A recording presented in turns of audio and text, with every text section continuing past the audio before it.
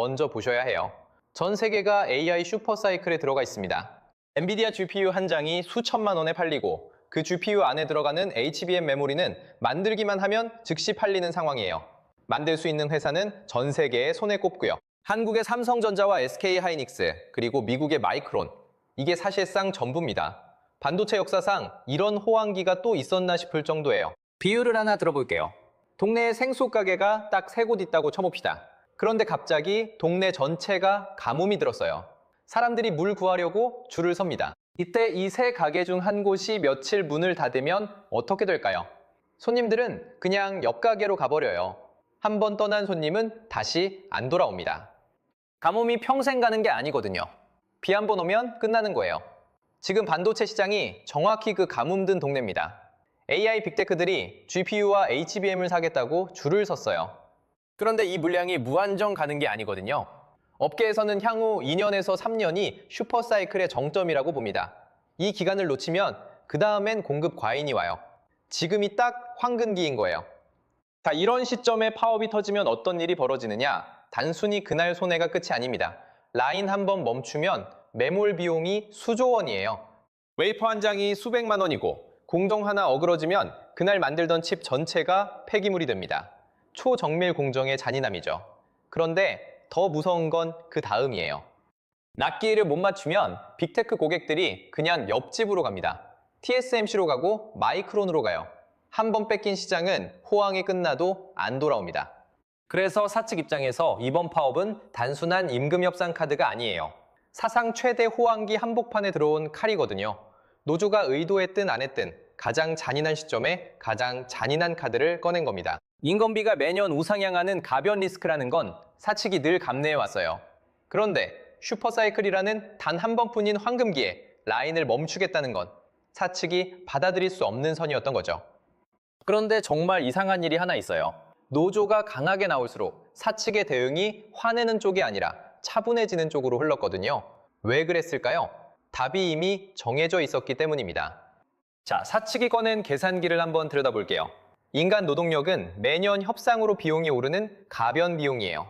그런데 휴머노이드 로봇은 어떨까요? 한 번 도입하면 10년 단위로 감가상각이 가능한 고정자산입니다. 시간당 운영 비용이 거의 제로에 수렴해요. 파업도 안 합니다. 야근 수당도 없어요. 슈퍼사이클이 와도 추석이 와도 24시간 국말 없이 돌아가는 거예요. 그래서 이번 노조의 파업은 임금 협상이 아니라 트리거가 됐어요. 사측이 검토만 하고 있던 무인화 전환을 본격적으로 가동시키는 방아쇠가 된 겁니다. 노동자가 자신의 권익을 지키기 위해 던진 카드가 도리어 자신의 일자리 자체를 사라지게 만드는 명분이 되어버린 거예요. 이게 우리가 지금 보고 있는 역설의 본질입니다. 그런데 여기서 더 잔인한 얘기가 시작돼요.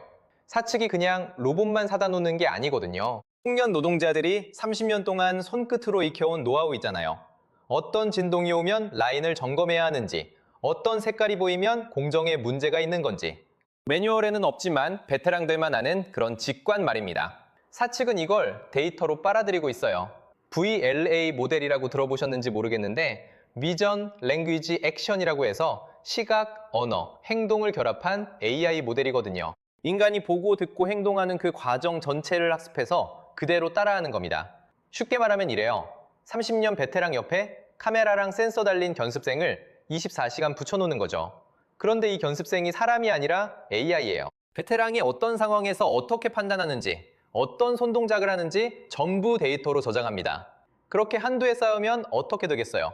베테랑의 노하우가 통째로 복사돼서 영구 보존되는 거예요. 그 베테랑이 그만두든 파업을 하든 은퇴를 하든 상관없어요. 노하우는 이미 시스템에 들어가 있거든요. 이게 무슨 의미냐면 노동자가 평생 갈아넣은 경험이 자기를 대체할 AI의 학습 데이터가 됐다는 뜻입니다. 노하우가 자신을 자르는 칼이 된 거예요. 본인은 회사를 위해 일했다고 생각했는데 알고 보니 자기 후임이 될 로봇을 가르치고 있었던 거죠. 자, 그러면 한 가지 의문이 생기죠. 이런 일이 정말 가능한 시점이 왔느냐? 이게 다음으로 짚어야 할 부분입니다. 결론부터 말씀드리면 2026년, 올해가 바로 그 변곡점이에요. 휴머노이드 로봇이 연구실 밖으로 나와서 산업 현장에 본격 투입되는 상업적 임계점, 그게 올해 넘어서고 있다는 게 업계의 진단이거든요. 이걸 휴머노이드 상용화 원년이라고 부릅니다. 우연일까요? 사상 최대 반도체 호황기와 휴머노이드 상용화 원년과 1.5억 노조의 파업이 정확히 같은 해에 겹쳤습니다. 사측이 답을 정한 게 아니라 시대가 답을 만들어준 거예요.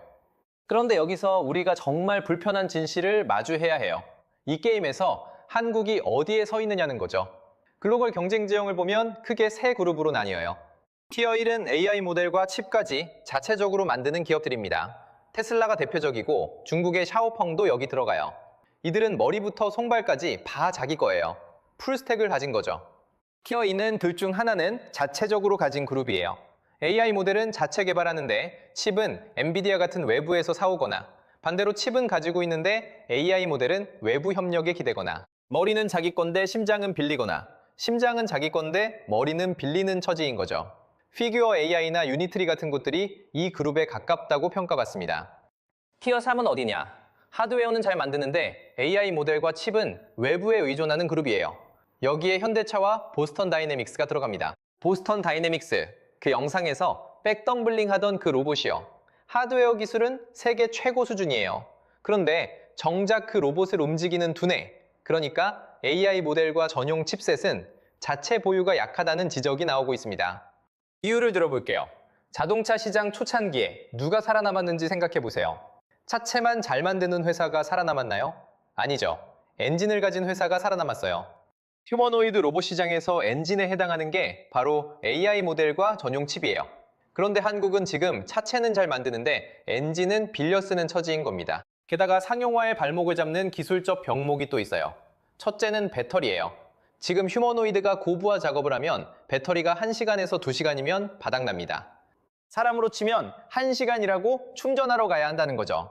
이걸 돌파하려고 하이니켈 양극재, 실리콘 음극재 거쳐서 결국엔 전고체 전지로 가야 한다는 게 업계 로드맵입니다. 둘째는 촉각이에요. 인간 피부에는 메르켈 원반이라는 게 있어요. 살짝 누르는 압력을 감지하는 수용체죠.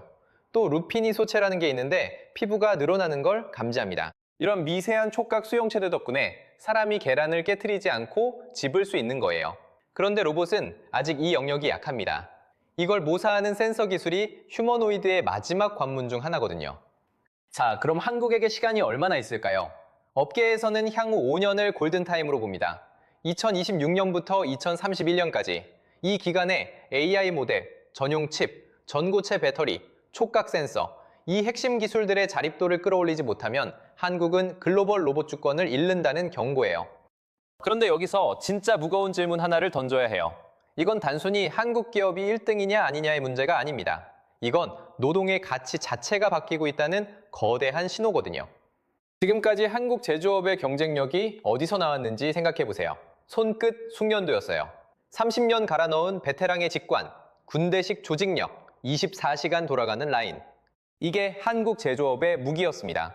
그런데 이제 그 무기가 통하지 않는 시대가 오고 있어요. 부가가치가 손끝에서 시스템으로 이동하고 있거든요. 쉽게 말하면 이래요. 옛날엔 빵을 누가 잘 굽느냐가 중요했어요. 그런데 이제는 빵 굽는 기계를 누가 설계하느냐가 중요해진 겁니다. 단순 노동의 가치는 급락하고 물리적 실체와 인공지능을 결합한 피지컬 AI라는 시스템 설계 능력이 새로운 핵심 지표가 되고 있어요. 그러면 다시 처음 얘기로 돌아가 볼게요. 1.5억 연봉 노조의 파업, 이게 왜 그렇게 빨리 휴머노이드 전환의 방아쇠가 됐는지 이제 답이 보이실 거예요. 하필 사상 최대 AI 슈퍼사이클 한복판이었고 하필 휴머노이드 상용화 원년이었고 하필 사측이 대안을 손에 쥔 시점이었던 겁니다. 이 세 박자가 정확히 맞아떨어진 순간에 칼을 빼든 거죠. 시점이 모든 걸 결정한 거예요. 정리하면 이래요. 사상 최대 반도체 호황기에 터진 1.5억 노조의 파업이 트리거가 되어 사측의 휴머노이드 전환이 가속화됐고 베테랑의 노하우는 VLA 모델을 통해 연구 데이터로 흡수되고 있습니다. 2026년, 올해는 그 변곡점이 된 해예요. 한국은 하드웨어는 강하지만 AI 풀스택과 핵심 부품에서 약점을 안고 있고 향후 5년이 골든타임입니다. 그럼 여기서 더 큰 질문을 던져볼게요. 만약 한국이 이 골든타임을 놓치면 어떻게 될까요?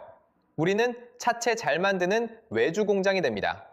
핵심 두뇌는 미국과 중국이 가져가고 한국은 부품 조립하는 하청으로 밀려나는 거예요. 반대로 이 5년을 잡으면 손끝 숙련에서 시스템 설계로 무기를 갈아 끼우는 데 성공한 세계에서 몇 안 되는 나라가 되는 겁니다. 역사적으로 비슷한 장면이 있었어요. 영국이 산업혁명을 일으켰을 때 수공업 장인들이 기계를 부수는 러다이트 운동을 벌였잖아요. 결과는 어땠나요? 기계가 이겼습니다. 그리고 그 흐름을 빨리 받아들인 나라가 100년을